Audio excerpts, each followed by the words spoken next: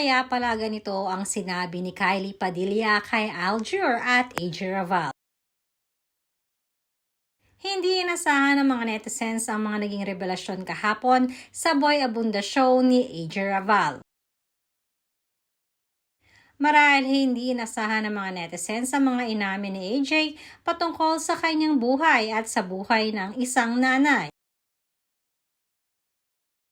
Akalain mong totoo pala ang mga naging usap-usapan noon na toon-toon na lang di umano ay buntis itong si AJ. Nasa isang interview din noon kay Boy Abunda ay mariin itong itinanggi na hindi ito totoo. Kaya naman ang pasabog na ito ni AJ na may 5 na siyang anak ay talaga namang gumulantang sa mga netizens.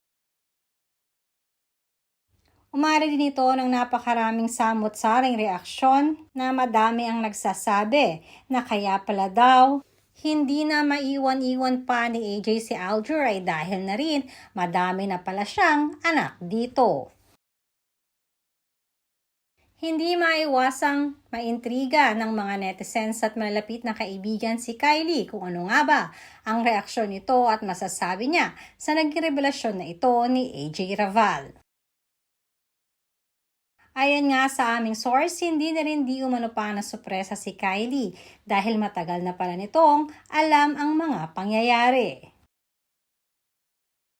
Isa din sa mga dahilan kaya hindi sila nagkabalikan pa dahil dumami na ang anak ni Aljur kay AJ.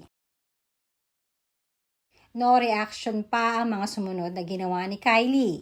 At sinabi na lang nito na sana di umano ay maging masaya na lang sila.